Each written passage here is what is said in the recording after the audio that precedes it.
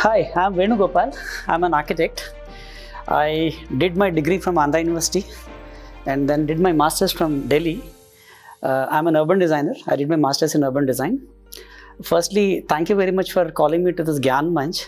It's such a wonderful platform. I've seen your earlier videos. You're doing a wonderful job.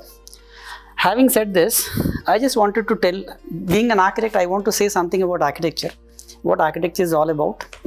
Then what a budding architect should get, because we have an experience, I just have to give it back. So telling about myself, I am from Visakhapatnam. I did my degree Bachelor's of Architecture from Vizag. Then I did my Master's from Delhi. Then in my Master's, I did my thesis on Udaipur. So that's how I landed in Udaipur. My thesis topic was on Udaipur, redesigning and redevelopment of Udaipur. So there was no Hindi, no language, no region, no religion. I just came here. So after coming here, I was lucky to get a job under Rajendra Mantriji. I got that fineness in architecture with him for some time. After the short stint of my working there, I won a competition project. I was lucky enough to get that. Then best all is history and destiny. Whatever I did, Udaipur people liked it and I fell in love with them, and it is vice versa. So that's how I became a part of Udaipur. That's my small story about myself. Now coming to architecture, architecture is a wonderful subject because it can, if you really study properly, firstly it has wonderful earning. Frankly speaking, you can earn a lot from him. A lot of people ask it because there are a lot of subjects with respect to architecture. One thing is, it's a very noble profession because we shape the cities, we design the city. Whatever God has created, He has created the entire nature. The other built form has been created by architects.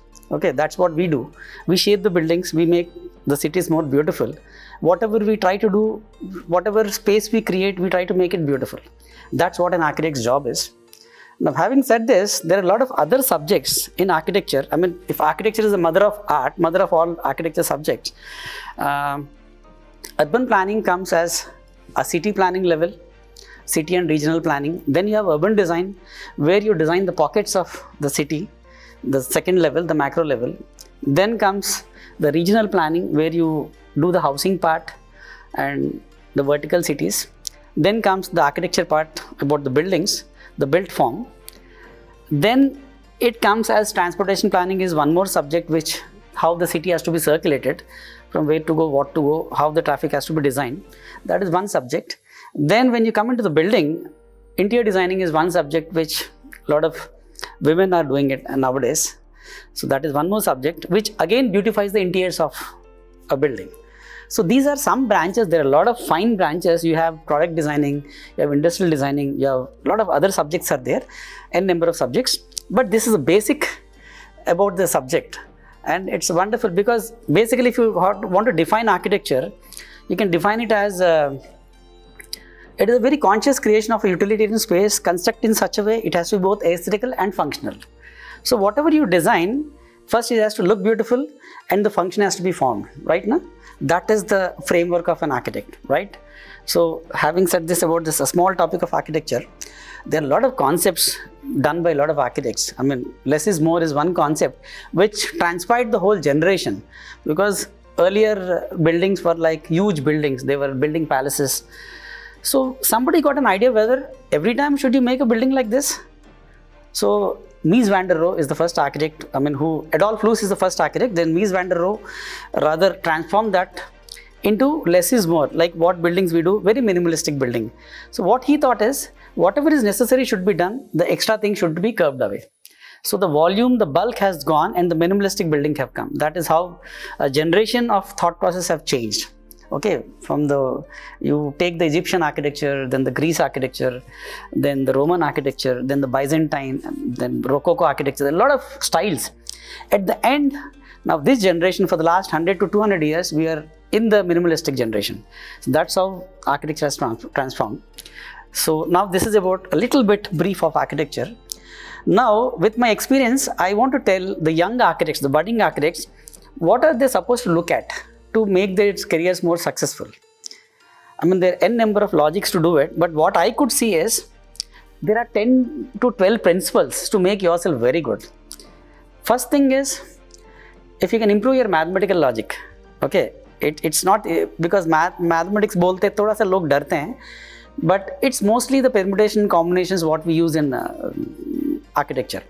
So how do you see the volume, how do you see the space is what architecture is all about.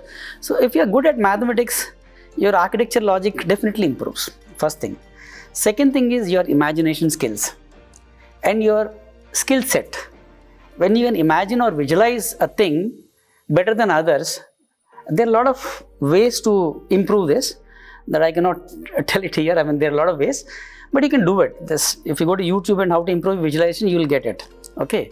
Then how to collaborate, how to communicate. Obviously, a lot of architects I see is like they don't know how to communicate.